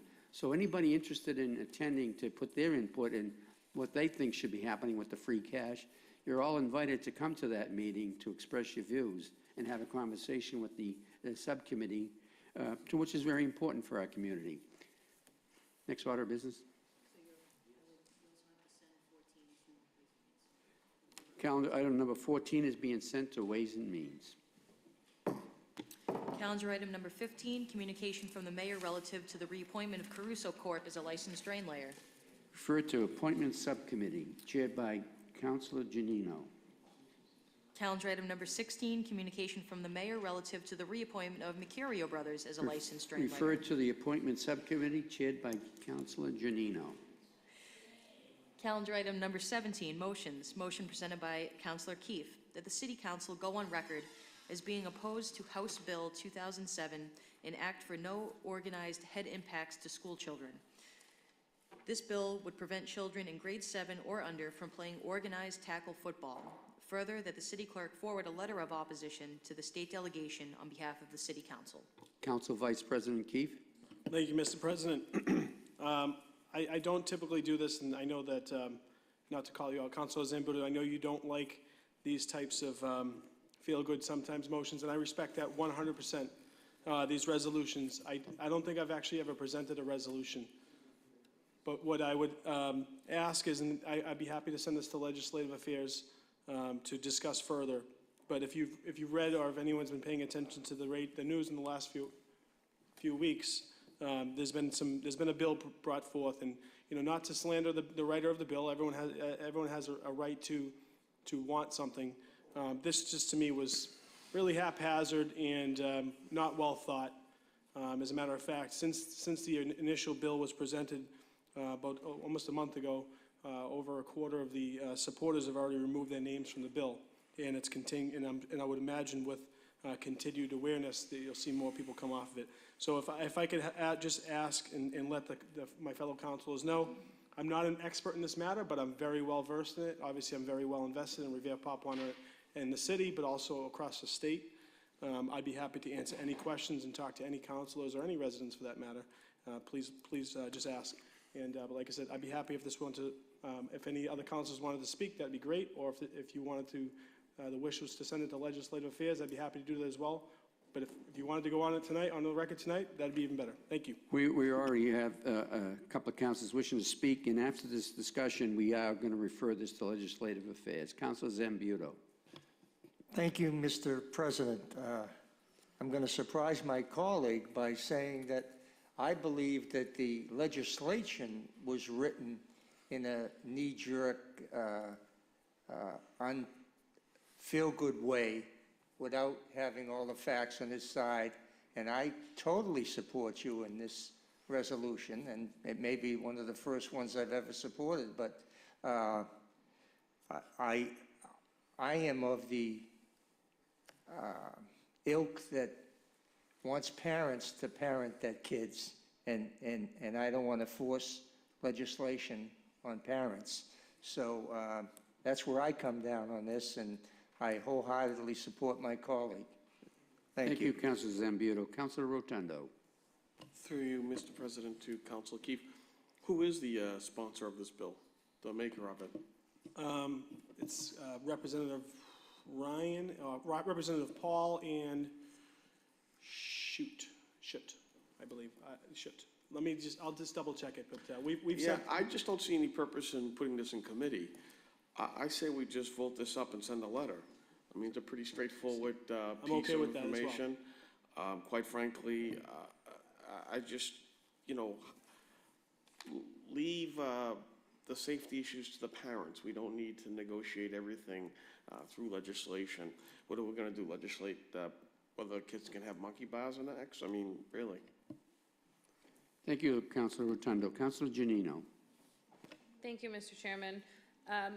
I definitely support my colleague on this motion. It is not a field that I am as educated as he is in, but I support his research and support that parents should be able to make their own decisions. And I think if we continue to shelter kids too much, how are they going to learn and grow? So I support my colleague. Thank you. Thank you, Councilor Janino. Councilor Morabito. Thank you. Well, I understand my colleague and why he's putting this forth. I do believe parents should decide. But now, this is being put on my lap. I don't have kids, but looking at research, and research seems to be consistent by showing possible association between youth tackle football and emotional and cognitive problems. With that said, there's a casino opening up in Everett. If I want to gamble, I'm going to gamble there. I'm not about to play those odds and sign my name on something knowing the odds could be harmful to a kid. That's how I feel. Is it the will of the city council that we vote on this evening, or is it to a vote? I would ask if we want to, show of hands. Motion to And vote this up. all those who Roll call. want, excuse me, Counselor. All those who want to send this to Legislative Affairs, raise your hand. Okay, we're going to vote on this evening. Roll call, Madam Clerk. On the motion, Counselor Janino? Yes. Counselor Keefe? Yes. Yes. Counselor McKenna? Yes. Yes. Counselor Morbido? No. No. Counselor Novoselsky? Yes. Yes. Counselor Patch is absent. Counselor Powers? Yes. Yes. Counselor Rizzo? Yes. Counselor Rotundo? Yes. Counselor Zambudo? Yes. Yes. And Council President Guanasso? Yes. Yes, the motion is approved. Calendar item number 18, motion presented by Counselor Keefe that the mayor requests the police department to have a permanent detail from 7:15 a.m. to 8:05 a.m. at the intersection of Mountain Ave and Broadway during school days. When this detail is in place, a normal pattern of traffic and safety is established. When this detail is not present, there are major issues with traffic flow on Broadway. Council Vice President Keefe. Thank you, Mr. President. This is something that's just come to my attention from a number of parents driving their children to school, but not just parents driving their children to school or kids walking to school, but also commuters that are leaving their houses and trying to get into the city or getting through Broadway traffic in the morning. Obviously, we have a very busy school off Broadway, that's the high school, and a number of students that are crossing specifically that intersection on Mountain and Broadway. There's a lot of gridlock. I did notice a number of mornings there was a police detail or police presence in the area, and things went really smoothly to the point where residents came up to me and said, "Thank you. Were you the person who had the police presence there?" And I said, I'd love to take the credit, but I couldn't. But they all agreed that traffic moved so much more smoothly with less chaos. And then subsequently, I noticed a few mornings later, it wasn't consistent. So I think that this is being done when the police have the right time. All I would ask is that the police department try and find the resources without having to maybe schedule extra people on the shift to allocate them to that shift, that area during the morning to help prevent any accidents, but also the disruption in the neighborhood. Thank you. Thank you, Councilor Keefe. Councilor Novoselsky. Thank you, Mr. President. Through you to Councilor Keefe, I think it is a great motion. You know, I drive that roadway of Broadway and Mountain Ave on a regular basis, and I just want to make a suggestion that they also include the afternoon shift when the kids break from school. Not only are the kids and parents walking, but you have the teachers coming out of school, and the amount of vehicles coming out of School Street at Cushman, and the amount of cars coming out of Mountain Ave at Broadway is enormous. So I would recommend that we establish a time for the afternoon, and that it not only be that the presence of the police, but they get out of their cruisers and direct traffic. You know, it's very important. It's not just a matter of sitting in a cruiser and watching to see what happens. Be proactive and control the traffic. It's only 45 minutes to an hour. We can put a shift vehicle there, and sector car for that 1 hour or 45 minutes, and make things safer for everybody. It's very, very important. So that would be my recommendation to you, Councilor. Thank you. Thank you, Councilor Novoselsky. Councilor Zambudo. Thank you, Mr. President. I would just make a friendly amendment to, instead of calling it a detail, ask the police chief to schedule these 2 times a day to, like my colleague said, the sector car or whatever, someone to get out and do a traffic control. And that way the officer is outside directing traffic and not it's not a detail, it's actually a regular traffic guard. So, because nobody's going to pay for this detail, this is something that the chief needs to schedule. So I would Well, I can make a offer a friendly point. amendment to ask the chief to, have the mayor direct the chief to put a traffic officer at this intersection at those times of day. Thank you. I can offer a point of information in reference to that. I was talking to Revere Patrolmen's Association's chairperson, and he said that his department, his police officers would have no objection if our auxiliary police department took place on these type of actions. Even better. And they would be all for it. And they would be for it for extra details in reference to mornings when police staff have to be used at the various crossings at the schools, that they would have no objection whatsoever of the auxiliary police coming on board. So that changes the motion again. That's the Revere Police Patrolmen's Association chairperson telling me that. And Great. I also ran this by His Honor the Mayor, and he said he would have no objection to that. He said if they were in favor of this type of activity, then lo and behold, let's do it. So it hasn't taken any progress yet, but this is the type of thing that could bring it to light.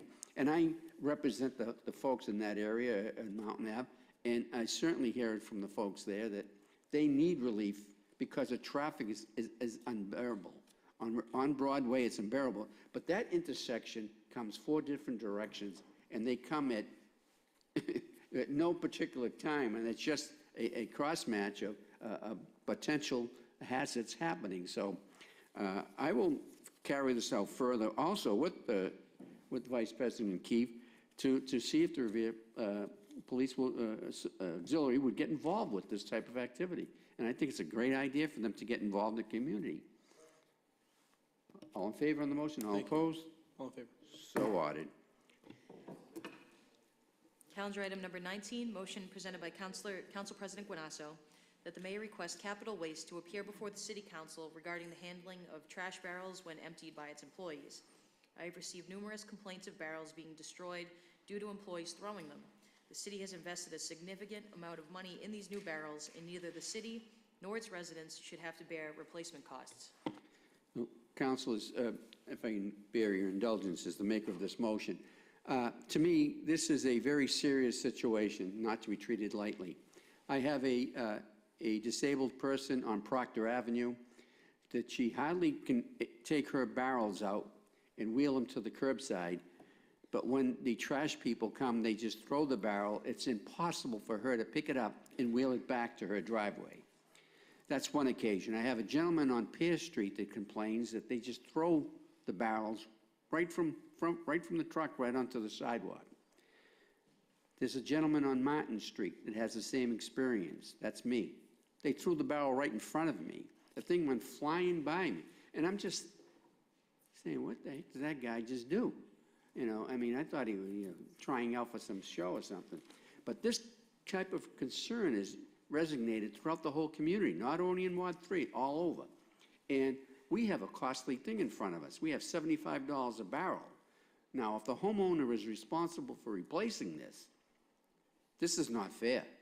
We have to have them up before us to discuss this and tell them that we can't allow your employees to throw the barrels. Place them down and wheel them back to where they were. I mean, there's not a big effort there. It's just easier than just tossing them. And these, the makeup of these barrels aren't as sturdy as the recyclable bins. These are a little bit more frail. And I would think that we're going to experience a lot of cost here and a lot of angry residents if we don't get this right in the butt. So I want them to appear at our next order regular business, which is March 25th. Anyone else wishing to speak on the motion? All in favor? All opposed? So ordered. Seeing no other further business before us, the City Council will be held in adjournment until March 25th at 6 p.m. Thanks for your attendance.